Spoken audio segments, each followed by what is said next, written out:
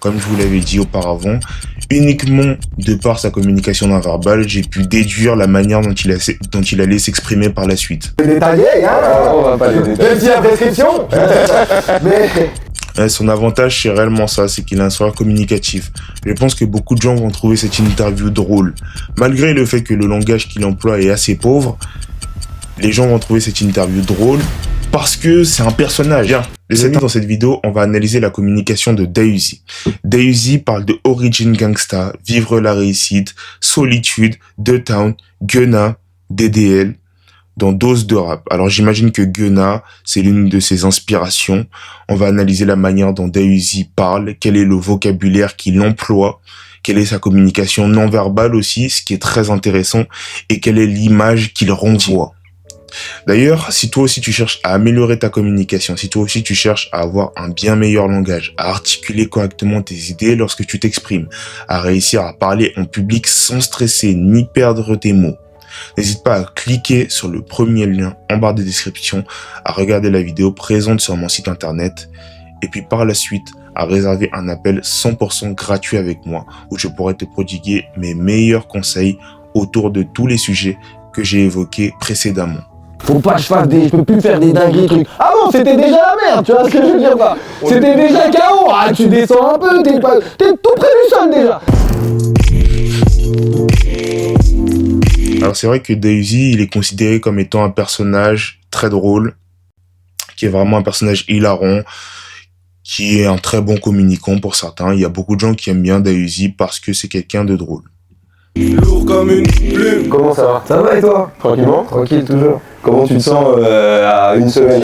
Ok, pour ce qui est de la communication non verbale, on va l'analyser là maintenant. Pourquoi? Parce que la communication non verbale, c'est quelque chose d'assez simple finalement. Malheureusement, elle est cruelle. Et la réalité des choses, c'est que elle donne son verdict au bout de seulement 7 secondes. Par exemple, en entretien, le recruteur peut se faire une première impression sur toi au bout de seulement 10 secondes. Par ton attitude, par ta capacité à pouvoir te fier aux détails, par ta posture, par ton expression faciale, et par tout un tas de signaux non-verbaux qui vont indiquer si oui ou non tu es la bonne personne à prendre. Uniquement à partir de ça, le recruteur va se faire un avis. Et maintenant, le problème, c'est que si tu vas dans l'entretien et que rien que par ton attitude, rien que par ta communication non verbale, tu ne renvoies pas une bonne image aux yeux du recruteur, tu as perdu. Peu importe à quel point est-ce que tu vas correctement répondre aux questions, si le recruteur a une image en tête de toi, s'il s'est déjà fait une étiquette sur toi, tu es condamné parce qu'il va juste essayer de te mettre plus bas que terre. La communication non verbale, elle impose les mêmes règles dans la vie de manière générale. De par ton attitude, de par ce que tu vas renvoyer, les gens vont se faire une première impression sur toi. Maintenant, faisons une première impression sur Dahuzi au bout de seulement 18 secondes. Il est très posé, très détendu. On pourrait même penser qu'il n'en a rien à faire de l'interview parce que son attitude renvoie tout cela. Il est vraiment affalé sur sa chaise, pardon. Il est vraiment très détendu, limite posé, comme si c'était une discussion de quartier. Et franchement, on imagine qu'il va utiliser un langage qui est peu fleuri, uniquement parce qu'il est posé comme ça et assis de manière si détendue. Alors, il n'y a pas de mal à être détendu ou ne pas stresser. Par contre, il faut quand même avoir une certaine posture. C'est comme si je faisais la vidéo comme ça. Ça n'a pas de sens. Si je faisais la vidéo comme ça, l'image que vous direz, c'est qui ce mec? Il fait une analyse, mais c'est pas du tout professionnel. Il est posé comme ça sur sa chaise, affalé, et il nous fait l'analyse. Ça n'a pas de sens. Donc, il y a une certaine posture à adopter. Tu ne peux pas te mettre affalé comme ça sur la chaise. C'est des petits détails comme ça qui donnent déjà une image à ton interlocuteur et à l'auditeur. Et il y a le style vestimentaire, il est en jogging. Alors ça, c'est son style vestimentaire habituel. On ne va rien dire là-dessus. Et ce qui est bien, et ce qui est assez drôle, c'est que à travers cette image-là, vous pouvez voir la différence qu'il y a entre son interlocuteur et Dahuzi. Alors de l'autre côté, on a l'interlocuteur qui est quand même un minimum redressé. Et Dahuzi qui est affalé sur la chaise. Ces petits détails-là font la différence. Vous allez peut-être dire que j'abuse, mais c'est la vérité. Il y a des tout petits détails qui peuvent faire la différence. Notamment lors d'entretiens et d'interviews aussi. Bah bien, hein. Ouais. Bien, ouais. Stressé? Même pas. Non. Non, pas trop. J'ai l'impression que Ouais, le non, stress, c'est pas c'est trop mon sur truc. toi. C'est pas trop mon truc de stresser. Ce que je vais te faire là, c'est que je vais te jeter des punchlines de l'album. Vas-y. Ce qui va nous permettre de parler de ta carrière, de l'album et du beau monde que t'as invité sur le Ouais, c'est projet. vrai, il y a du bon monde. Il y a du beau monde. De ouf. Je commence avec un morceau qui est où en vrai on aurait pu faire l'interview sur ce morceau parce que tu dis beaucoup de choses dessus. C'est quoi? Les issues bloquées depuis le collège La Pléiade. C'est Ouais, dans le 93 problème. 93 problèmes. Ouais. Tout à fait. Déjà, je veux bien que tu me parles de ce morceau. Bah, c'est avec Ginos. Ouais. Ginos, il a une bête d'inspi. Ce jour-là, tu vois, on était au studio, on était en mode. Faut qu'on fasse un beau morceau, tu vois. Et il a eu cette inspi de ce truc-là, de truc de problème, là, tu connais, c'était par rapport à un son que lui, il connaissait, moi j'avoue, je connais même pas. De Jay-Z, c'est ça? Voilà. Et après, on est parti sur ça et on était en mode, faut qu'on raconte notre zone, parce qu'on vient tous les deux du 93, tu vois. Et on a deux parcours totalement différents. Tout à fait. Ça veut dire, fallait le faire dans notre sauce et dans les villes, par exemple, qui est à côté, des petits détails, tout ça, et c'était lourd. C'est un... Oui, là, on a vraiment juste un problème de vocabulaire. Pourtant, ce qu'il raconte, c'est pertinent. Les paroles sont aussi très profondes. Les issues bloquées depuis le lycée, il me semble, il a dit. Les issues bloquées depuis le collège. C'est très intéressant ce qu'il dit. Il aurait pu un peu plus développer sur son propos. Malheureusement, ici, on est réellement face à un problème de langage, de vocabulaire. Il s'exprime comme si c'était une simple discussion. Comme je vous l'avais dit auparavant, uniquement de par sa communication non verbale, j'ai pu déduire la manière dont il allait s'exprimer par la suite. parcours semé d'embûches. Ouais. Mais depuis très tôt, du coup, pour revenir à la punchline, du coup, issu bloqué depuis le collège La Pléiade, c'est-à-dire que depuis le collège. Ah, depuis le collège, on est dans les problèmes. T'as vu? Depuis le collège, on est dans les problèmes. Alors, l'un de ses avantages dans sa communication non verbale, c'est qu'il a parfois un sourire communicatif. C'est un personnage, comme je vous l'ai dit, qui est considéré comme hilarant, drôle pour la plupart des personnes. Il a vraiment un sourire très communicatif, ce qui est un avantage lorsque tu communiques. L'expression faciale, on en parle très souvent. C'était qui déjà à cette époque-là? C'était quoi ta vie? C'est le même mec aujourd'hui, hein, je te jure, j'essaye d'être un mec sympa. Ouais. J'essaye d'être un bon gars, moi. Après, tu connais, hein, c'est juste... chacun il a ses manières d'essayer de s'en sortir. Hein. J'ai pas forcément toujours eu les bonnes. Ouais. On peut me le reprocher. C'est ce qu'on peut dire de moi. Ça a commencé tôt. Est-ce que très tôt, t'as compris, même à l'époque du collège, que ça allait être compliqué? Ouais, moi au collège, j'avoue, j'avais capté un peu que... En tout cas, moi, j'avais capté ma DA. Hein. Déjà? Je vais pas te m'étonner, j'étais en mode, ah ouais, moi, faut que je sois réussir ou mourir. Hein. Ok, c'était ça le... Sinon, tu vois... Je la continue un petit peu cette punchline avec une autre punchline du couplet. Bon, c'est pas vraiment très développé. Là, vraiment, on est face à un gros problème de vocabulaire. Là où Gazo, c'était peut-être les tics de langage.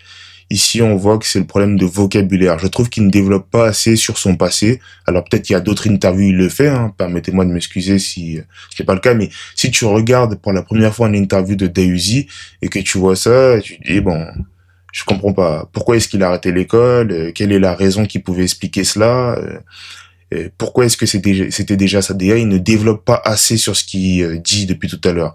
Et surtout, le langage ne permet pas de comprendre ce qu'il dit. Pour qu'on explicite ça, je sais pas si tu l'as déjà explicité, tu le dis un peu plus loin, mes amis m'appellent le Libanais. Ouais. J'aime bien que tu me dises. Libanais, c'est par rapport à une série, tu vois, quand t'es plus jeune. La série, c'est Romanzo Criminale. Et Libanais, il a un peu jeté, le mec, dans sa tête, tu vois. Il est un peu fou. Et le problème, en fait, avec Dahuzi, c'est que, de un, il y a un problème de vocabulaire, et de deux, le langage qu'il utilise est familier. Ce faisant, on ne peut comprendre ce qu'il dit lors de cette interview. Le jeter, par exemple, je sais pas ce que ça veut dire. Enfin, je comprends ce que ça veut dire dans le contexte où est utilisé ce mot dans cette phrase. Jeter, et après il rajoute le fou, donc oui, tu peux comprendre ce que ça veut dire. Mais en temps général, c'est un mot qu'on n'emploie pas régulièrement. C'est un mot qui est même familier et qui vient de Marseille, je crois. Mais c'est un bon gars. C'est pour ça que tu vois, mon blaze il est venu de là. Quand j'étais petit avec mes potes, on se matrixait, mes potes ils m'ont appelé Libanais. J'ai gardé, c'est resté.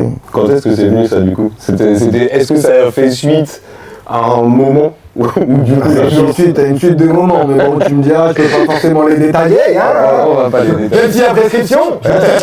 Mais Son avantage, c'est réellement ça, c'est qu'il est un sourire communicatif. Je pense que beaucoup de gens vont trouver cette interview drôle. Malgré le fait que le langage qu'il emploie est assez pauvre, les gens vont trouver cette interview drôle parce que c'est un personnage. C'est un personnage. Vraiment, Dahuzi, c'est réellement un personnage. Vous avez vu comment il est monté dans les aigus en un instant, alors que depuis tout à l'heure, il était en train de parler très calmement. Il y a un peu un problème avec la tonalité de voix qu'il emploie. Là où des fois, tu peux parler calmement et des fois appuyer certains mots, c'est ça qu'on appelle bien utiliser la tonalité de sa voix. Bien utiliser, éviter la monotonie, pardon, et bien utiliser la tonalité de sa voix. Lui, en fait, c'est pas certains mots qu'il emploie, c'est juste à un moment précis, il se met à monter au quart de tour comme ça, en accentuant chacune de ses phrases. Là où il devrait plutôt accentuer chacun de ses mots, pour garder un rythme fluide, une voix calme et posée, mais qui va venir appuyer sur certains mots, comme je viens de le faire à l'instant. Non, ouais, ça fait suite à un caractère, comment je suis, tu vois. Voilà. Tu dis 15 ans, j'allais voler, j'ai vite arrêté le lycée. Ouais, de ouf. De ouf. 15 ans, j'allais voler, j'ai vite arrêté le lycée. J'ai vite arrêté le lycée, moi. Mais ils m'ont laissé inscrit, mes profs. Je le dis souvent, j'ai des dédicaces. Et prof de voile. Moi, j'ai vite arrêté le lycée, hein. J'ai vite compris que ça me saoulait, voilà. Ça veut dire que c'était pas pour moi. Mais pourquoi je trouve que le journaliste ne va pas assez en profondeur dans chacun des mots qu'il dit. Pourquoi est-ce que ça te saoulait? Où tu te voyais? Qu'est-ce que tu voulais faire? C'est pas du tout assez profond. L'interview, déjà, je trouve que ça, c'est ce que je reproche du coup au journaliste. Je trouve qu'il ne va pas assez en profondeur. Et ça, c'est dommage.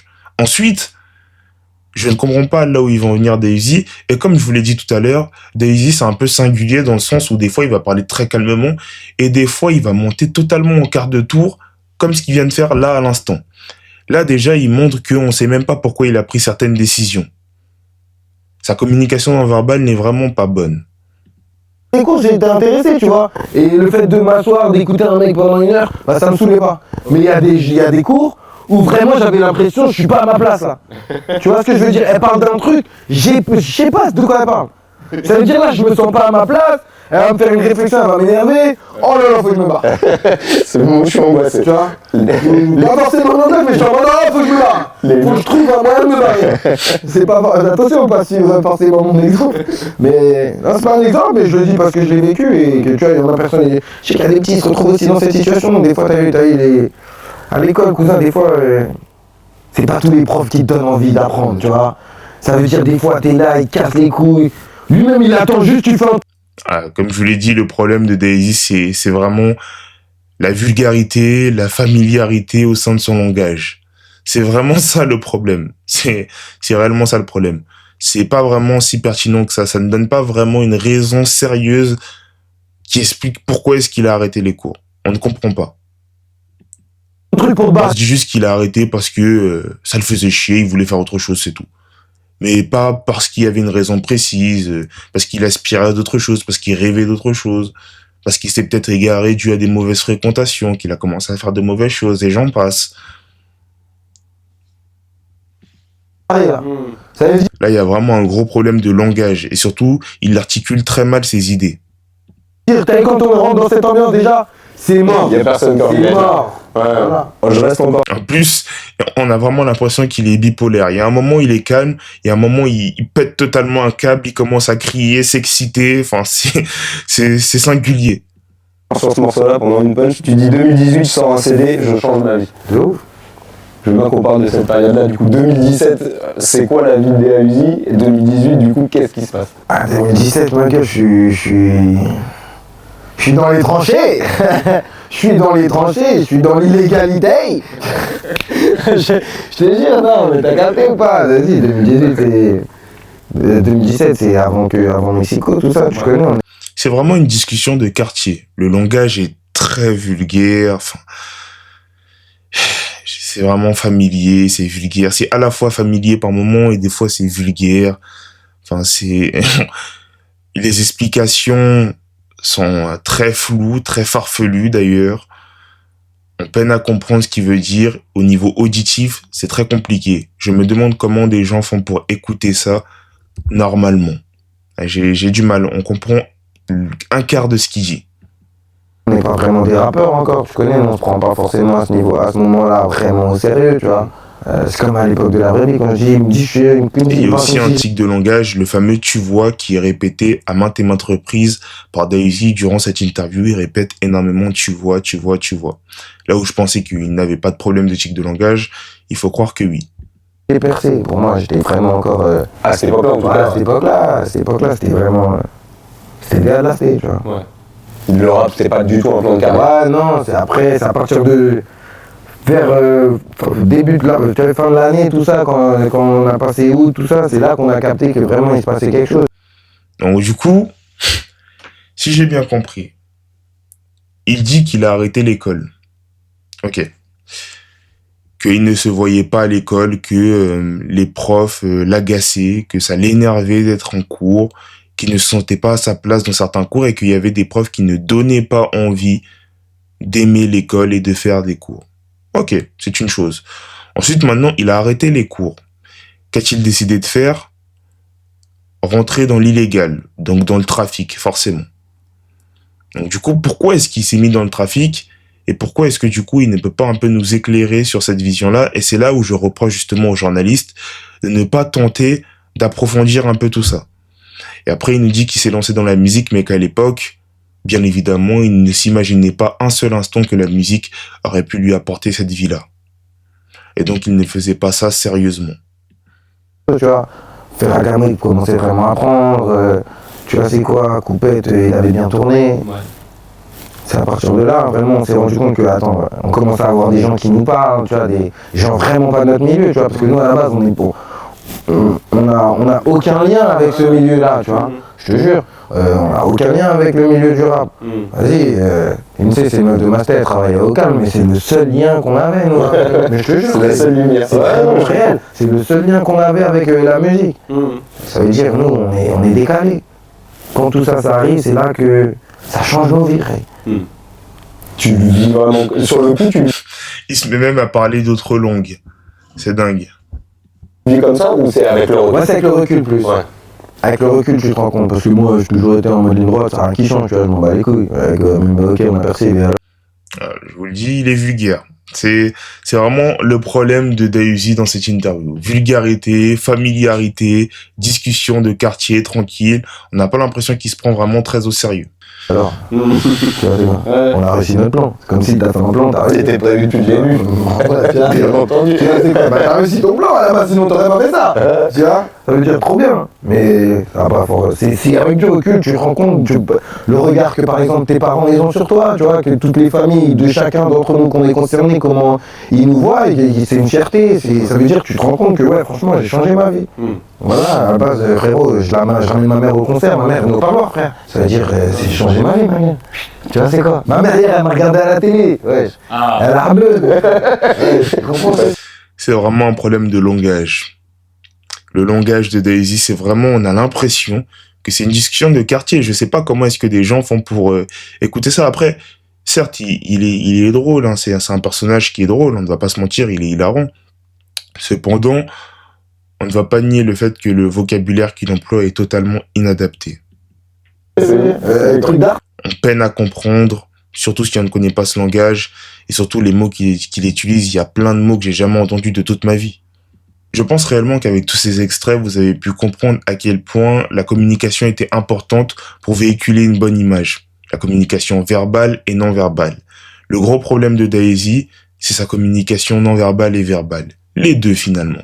Dans le sens où, non seulement il a une attitude corporelle qu'il devrait revoir, mais en plus de ça, au niveau de son langage, il est extrêmement familier, il peine à articuler correctement ses idées, ce faisant, on comprend difficilement ce qu'il veut dire.